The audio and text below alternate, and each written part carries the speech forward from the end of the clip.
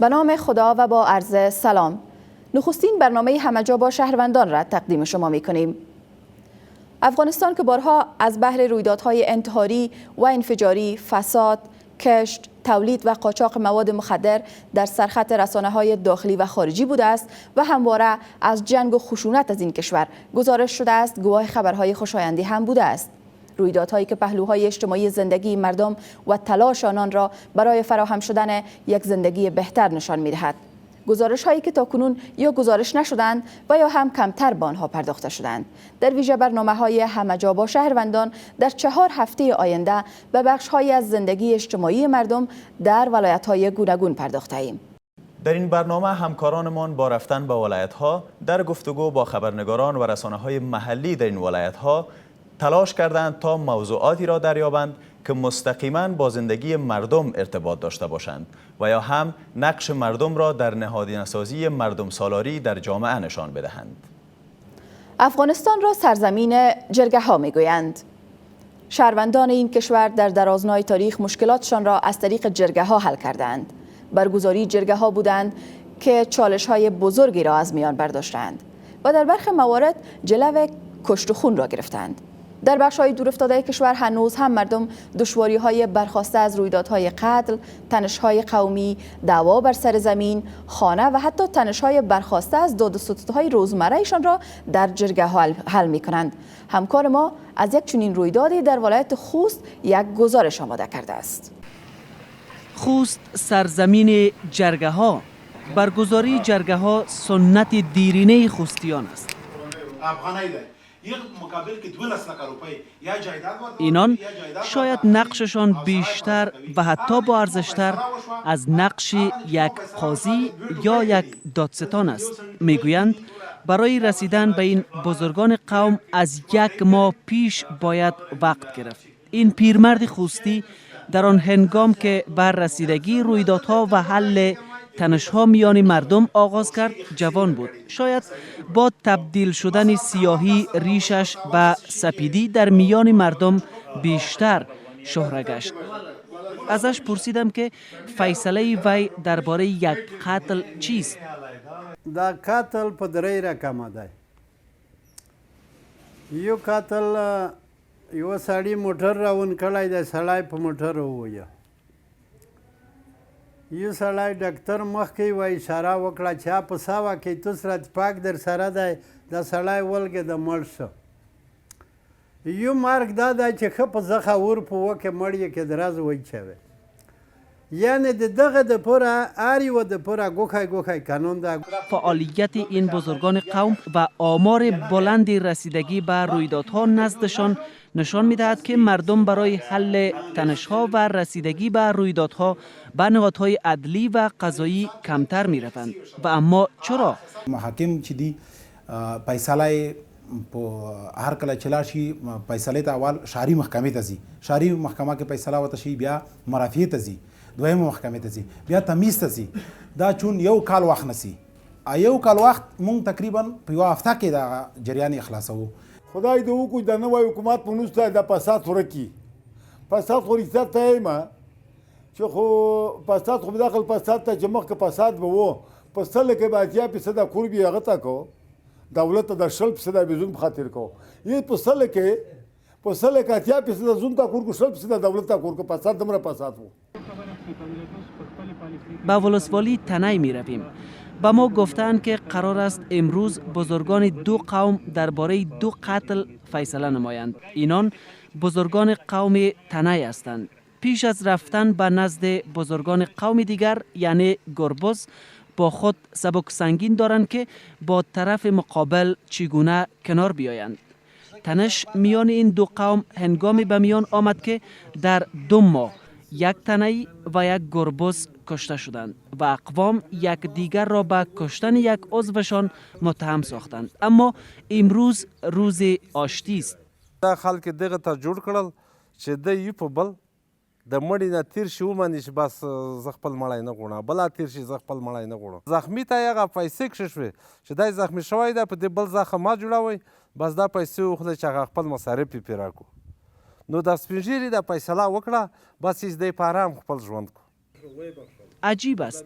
این مردان بیشترشان مسلح هستند و این جنگ افزارها را نیز با خودشان انتقال می دهند، زیرا با اندک مشاجره لفظی و فیزیکی مردم در اینجا دست به جنگ افزار می برند و یکدیگر را آماج قرار می دهند. یو ځل په خاطر هغه اکیرانه منی او منل یادي یغه په منځ کې چې فیصله کیږي نه بیا داس فیصله کیږي چې تاسو به بقا وخت پورا بالکل جنگجول په خپل منځ کې نه کوي.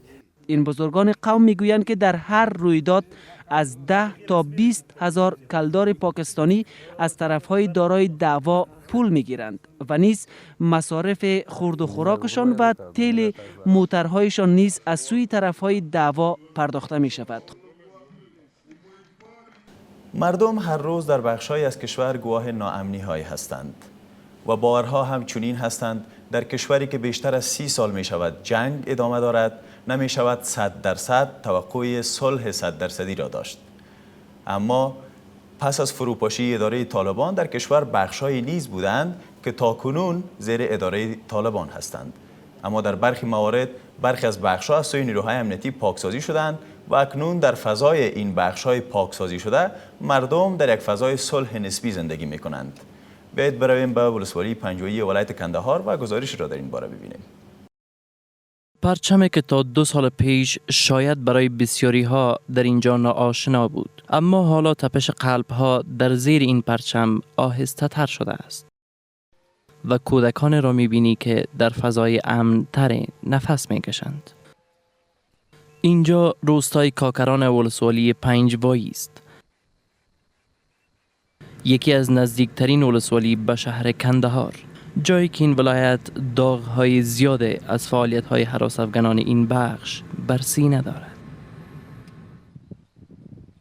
مقر فرماندهی طالبان در همین جا بود و تمامی تصمیم‌های تخریبی از سوی هراس‌افکنان داخلی و بیرونی از همین جا گرفته می‌شدند.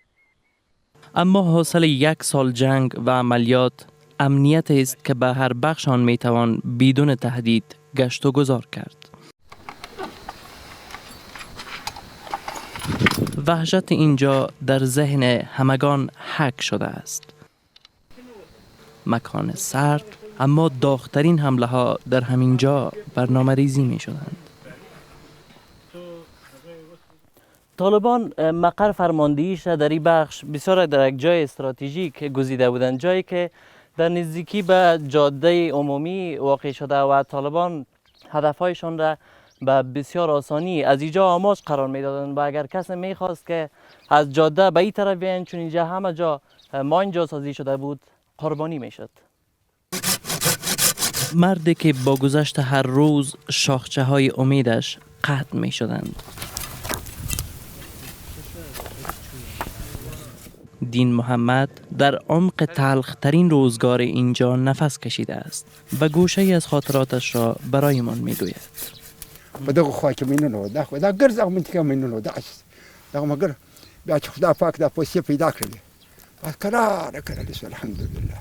اینجا در واقع بازگوی خاطرات جنگ‌هایی است که شاید مانند زندگی مردمانش به این زودی ها پربار نخواهد شد. حالا به هر سو بنگری دست‌ها یک جا شدند تا ماشین زندگی را به گونه بهتر به حرکت آورند. که سری که راتلای نسوی مینونه عرضه با یارو پر لاس بجې راسه پر 11 پر 12 بیا بیرته بیا اکثره وخت جنگ ته بوتل د جزا بیا دا پر نمبر باندې ټکان خبره دا چې بابا کوته دغه سو با کوره د ودان برای ګرځه خلک وساکله بیا د ایرالي پر موږ ټول د باغو ته مور دي د مینونه چې د کښنیان تسګر د خوږیږي موږ بار نه یو ترکل دا د چې پاک کلام چې کبره موږ ټول وس خپل باغو تور دي بیا غم وس. کودکانی که برای آینده بهتر کتاب در بر دارند، اما اشتباه نشود اینان به مکتب نمی روند، چون در اینجا هنوز هم مکتبی وجود ندارد. از دست دادن دست و پا به مردمان غیر نظامی این بخش یک پدیده عادی شده بود. سمیع الله یکی از این قربانیان است. تازه 18 بهار زندگیش را گذشتانده بود و در یک روز بهاری با هزارها آرزو به کشتزارهایش برای دریافت لقمه نان گام می نهاد. بیخبر از این که آن شاید آخرین گامهایش بر زمین بود و دیگر همه چیز را از دست داد. 2 دست و 2 پایش قربانی ماین شد. حالا تنها پدری دارد که کار نمیتواند و زندگی برایش بی‌مفهوم شده است. مجموع خلاص و طالبان کارنو خدا کارنو د جچدی یا کرو بغل تمینو نیزیاد یا نور داست. زندگی حالا در پنجبایی بسیار تغییر کرده است. دیگر از جنگ خبری نیست. اما زندگی در اینجا به هر اندازه‌ای که بهتر شود، گذشته جنگ زندگی سمیع الله را گونه‌ای ساخته است که دیگر روشنی‌هایش را از دست داده است.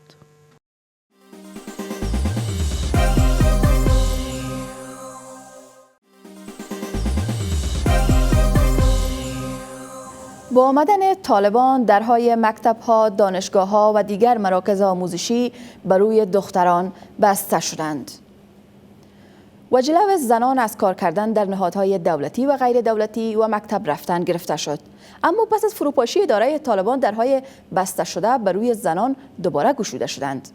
اکنون بسیاری از بانوان در بخش‌های از کشور مکتب می‌روند و کار می‌کنند. شماری از فعالان حقوق زن در ولایت بلخ از تغییرات مثبت در فعالیت‌های زنان این ولایت سخن می‌زنند، اما می‌گویند که هنوز هم سنت‌های ناپسندیده جامعه بزرگترین ست در برابر فعالیت‌های زنان این ولایت هستند. در این گزارش زنی را به تصویر کشیده ایم که یک رادیوی ویژه بانوان را در ولایت بلخ اداره می‌کند. نهادهای جامعه مدنی در 15 سال گذشته نقش برجسته‌ای در کار آگاهی‌دهی عامه و دادخواهی در افغانستان داشتند. بر بنیاد آمارهای نسبی در حدود 70 نهاد جامعه مدنی در ولایت بلخ فعالیت دارند که از این میان 10 نهاد آن ویژه‌ای بانوان است. فعالان حقوق زن در ولایت بلخ تغییراتی را که در زندگی زنان این ولایت آمدند مدیون نهادهایی می‌دانند که برای افزایش ظرفیت و آگاهی زنان کار می‌کنند. حضور خانم‌ها، سهم خانم‌ها و دیدگاه خانم‌ها به نحو در او برنامه‌ها یا در تصمیم گیری‌هایی که در سطح قریه و ولسوالی میشه، یعنی خانم‌ها سهم داره که مبینه خیراندیش سایی را میتوان یکی از الگوهای قرار داد که شاید بلنگوی صدای هزاران زنی است که گلوهایشان را سنت‌های ناپسندیده جامعه خفه کرده است. آماده کردیم؟ بله تیار است. خوب از برنامه خوش آمدین و سلام مجدد به دوستایی که تازه بانو سایی بنیانگذار رادیوی رابعه بلخی است، اما انگیزه ایجاد این رادیوی ویژه بانوان چی بوده است؟ برنامه هم وضعیت حقوق بشری زنان و مشکلات که صدر راهشان وجود دارد. البته موضوع برنامه بود که شنیدین. در همون زمان نیاز بود بنا به در نظر داشته سنتی بودن جامعه و نیازی که زنان بلخ داشتن رادیوی برشان ایجاد شود تا اونا بتانن به طور آزادانه صدای خود از رادیو بلند کنند. بانو سایی میگوید اندیشه خدمت به بانوانی که قربانی خشونت‌های خانوادگی و رسم و رواج‌های بیجا شدند نمیگذارد که وی به خستگیش فکر کند. این بانو به دانشجویان رشته خبرنگاری نیز زمینه‌های آموزش‌های عملی را در این رادیو فراهم کرده است. در ولایت بلخ ما رسانه‌های متعدد داریم، هم از دیداری هم از شنیداری. اینا تانستن که بخشای مهم زندگی مردم تاثیرگذار باشند. ناگزیر باید کار کرد، ساخت و توازن برقرار کرد میان افکار سنتی و کاری که در بیرون از منزل داریم. هرچند از پیشرفت‌های چشمگیر در فعالیت‌های زنان در این ولایت سخن زده شده است، اما چالش‌ها هنوز هم پابرجا هستند و احتمالاً سالهای درازی باید مبارزه کرد تا به جامعه آرمانی دست یافت که زن و مرد خودشان را یک برابر شمارند. که وقت طالبا از افغانستان رفت دیگر ما نیاز به طالب نداشتیم. مردم افغانستان دیدگاه و بینششون کاملا تغییر خورده بود در برابر خانم‌ها و اونا به این باور و عقیده رسیده بودند که زن نقش اجتماعی نمیتونه داشته باشه. خواست این فعالان حقوق زن از کسانی که برای بیداری زنان کار می‌کنند این است که بیشتر از کارهای پروژه‌ایشان باید کارهای هدفمند بکنند و از فرصت‌های فراهم شده برای زنان استفاده کنند و زنان را آگاه تر سازند. اکنون لطیفه انصاری خبرنگار از ولایت بلخ با ما از طریق اسکایپ آنلاین هستند. خانم انصاری سلام به شما. شما در رابطه به نقش و حضور زنان در نهادهای دولتی و غیر دولتی در ولایت بلخ اگر صحبت بکنید. سلام تقدیم شما و بیننده های عزیز تلانیوز. در کل نقش خانم ها در ولایت بلخ بسیار پررنگ است و در این ولایت زنان توانایی بیشتر در بخش‌های مختلف دارند، در بخش‌های سیاسی و در بخش‌های فرهنگی. در کل اینا مهارت‌های خاص خود دارند. اما در کل ما ببینیم افغانستان حالت یعنی امنیت بهتر نداره و به خاطر از نقش زنان کمرنگ‌تر شده در این سالهای اخیر.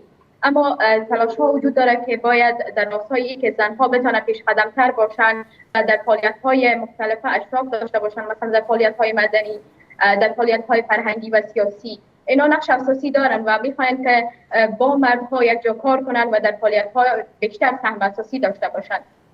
خانم انصاری، آیا مسئولان در ولایت بلخ از حضور زنان و کارشان در نهادهای دولتی و مؤسسات حمایت میکنن و چگونه از حمایت اینا؟ تشکر از سوال شما. با توجه به مشکلاتی که وجود داره، امروز زنها در بخش‌های مختلف فعالیت دارن، اما کسانی که باید حمایت کنن از زنها و دست آنها را کمک کنن و در بخش‌های مختلف اینا را برسانن، کمک کنن، در کل یعنی وجود داره که کمک شود. نهادهای مختلف وجود داره با همکاری زنها و این خود زنها است که خود توانمندتر ساختن و در کل نهادهای دولتی و غیر دولتی در این بخش‌ها که بتوانند زنها را به یعنی به پیشرفت برسانن نقش اساسی دارن و در این مورد خود زنها توانایی بیشتر دارن که در فعالیت‌های تشکر. خانم انصاری، سپاس از شما. تشکر. صلح پدیده است که شهروندان افغانستان از سالهای درازی آرزویشان رسیدن به آن است. از خرد تا بزرگ، از پیر تا جوان، از مرد تا زن، همه صدا میزنند صلح و صلح. هرچند حکومت افغانستان در 13 سال گذشته تلاش‌های زیادی برای رسیدن به یک صلح سرتاسری در افغانستان کرده است، اما گفته می شود تا اینکه مردم دست به دست هم ندهند و شانه به شانه با حکومتشان در این راستا کمک نکنند، رسیدن به یک صلح سرتاسری ناممکن به نظر می رسد. بیایید در این گزارش ببینیم که مردم چه نقشی را در آوردن صلح در بخش‌های خودشان بازی کرده می توانند. صلح در دل هر کسی ویژه خانه‌ای دارد و صلح آرزوی همیشگی هر افغان بوده است. اینجا در بدخشان از جوان تا پیر و زن و مرد برای تأمین صلح آستین برزدند و هر کس می‌کوشد به اندازه توانش در راستای تأمین صلح در بدخشان کاری کرده باشد. یگانه چیزی که بسیار سرش باید فوکس شود و حرکت‌های عینی و عملی در خصوصش باید سرا گرفته شود، همانا آشتی ملی و پایدارسازی و تعمیم صلح در سطح کشوری ما، کشوری عزیز افغانستان است. فعالان مدنی، زنان، عالمان دین و جوانان همه به دنبال صلحند و تلاش می نمایند کسانی را که در برابر دولت جنگ افزار برداشتند به صلح دعوت نمایند. وظیفه همه ما است که ما تلاش بکنیم که یک جریان صلح به وجود بیاید و دیگر جوانای ما، زنای ما، مردای ما، پیر و جوان ما دیگر درگیر جنگ نباشند و در یک فضای صلح و آرامی به سر ببرند. وقتی کلمه صلح به میان میاد، یک واژه بسیار روبخش، زیبا، خوشایند است. هیچ کس نمیتونه در برابر کلمه صلح بی تفاوت مانه. تلاش‌های مردمان بدخشان نتایج خوبی هم داشتند، چنان که بالاتر از 500 نفر ما پیوست شده داریم، کسای واجد شرایط و پیوستن که یعنی بایومتریک شدن و عملا از این معاش دریافت کردن. ما در طالبای افتل رفتیم، در ما یک لک روپیه مای معاش میداد. ما 3 فامیل دارم. من اوتن سا جنگ نکن و تمی همین نامت به ما بس است. 1 لک روپیه ما ماهانه به تماش میتیم. به من میدادنم. لیکن ما دیدیم که همی کو به ما به درد نمیخوره. همی برادر کشی به ما به درد نمیخوره. اگر در هر ولایت کشورمان مردمانش یک دست شوند و برای تأمین صلح تلاش نمایند، شاید کشورمان به صلح که تاکنون برای مردمانش دست نیافتنی و یک رویا بوده است دست یابد.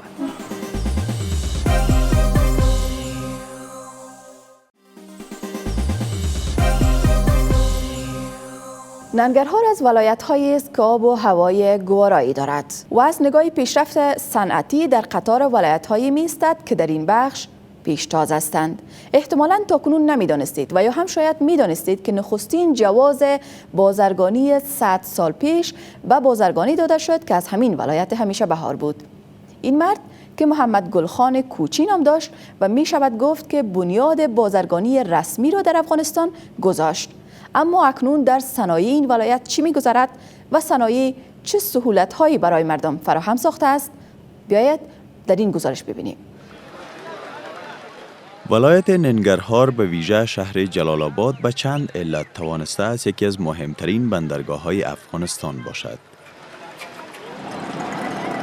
موقعیت این شهر بر شاهراه ترانزیتی کابل پشاور سبب شده است که این ولایت اهمیت ویژه اقتصادی داشته باشد و صنایع به گونه پرشتاب در این ولایت پیشرفت کند.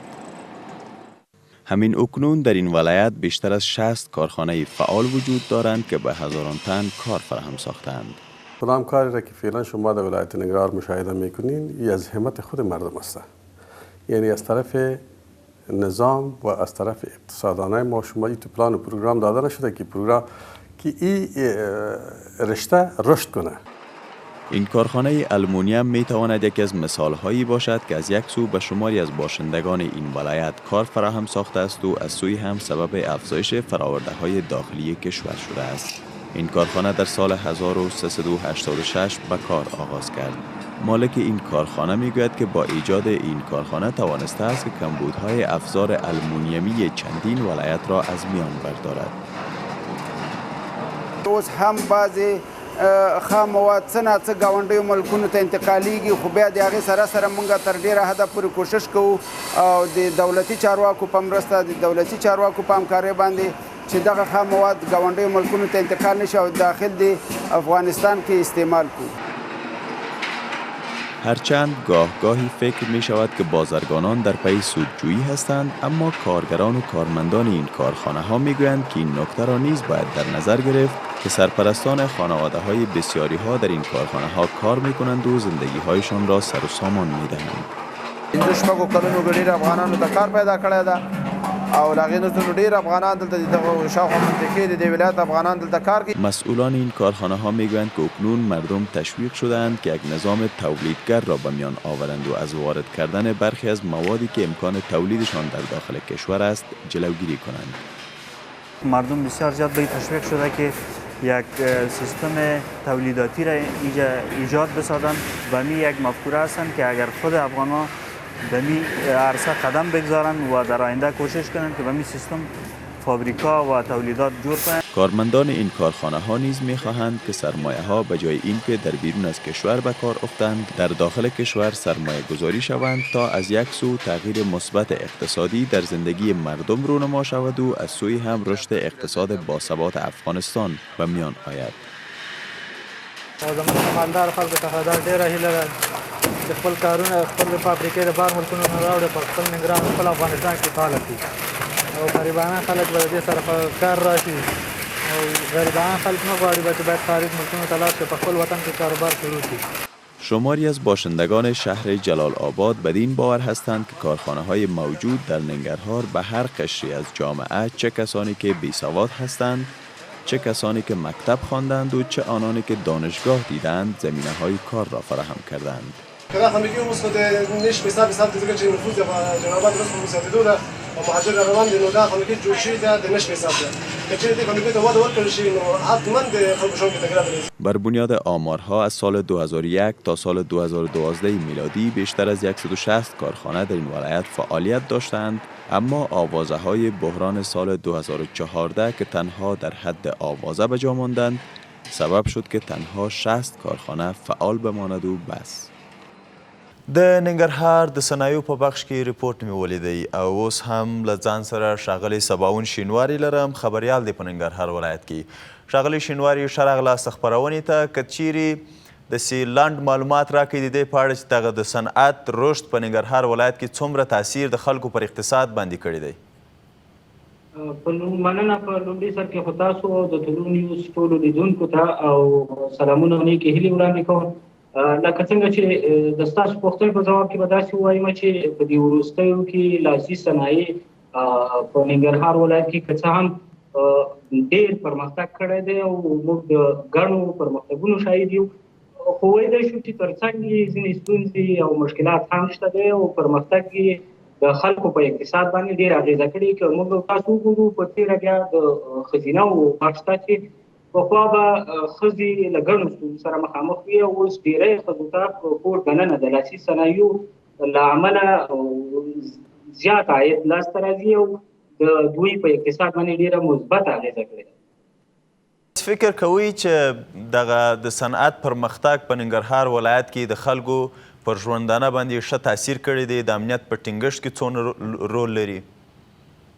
بلې ولې نه، تاثیر خو طبعا کوي ځکه چې پخوا به خلک ډېری بېروزګار وو او په کورنیو کې ښځې هېڅ په اقتصادي برخه کې یو څه لاسته راوړنې نه لرلې. اوس چې دغه هغه رامنځته شوی لاسي صنایعو پرمختګ کړی او په دغه برخه کې کار شوی، ډېری ښځې یو څه عاید لاسته راوړي چې په هغې سره خپلې کورنۍ بسیا کوي او په دې سره باندې د هغوی په کورني ژوند کې ډېر مثبت تاثیر کوي، د هغوی په کورني ژوند باندې او ډېره ښه اغېزه کوي. داسې راته ووایاست چې په امنیت باندې څونه اغېزه لري د صنعت پرمختګ؟ په امنیت باندې خو ښکاره خبره ده، په هر هغه ځای کې چې بېروزګاري ډېره وي او اقتصاد غربت موجود وي او اقتصاد ضعیف وي، د هغه کورنۍ دې ته اړ کېږي چې ډېره مننه. سلامت اوسئ ښاغلی سباون شینواری، خبریال له ننګرهار ولایت څخه. تاسو هم منم. این برنامه با چند تصویر کوتاه به پایان میرسد. شبتون خوش، خدا نگهدار.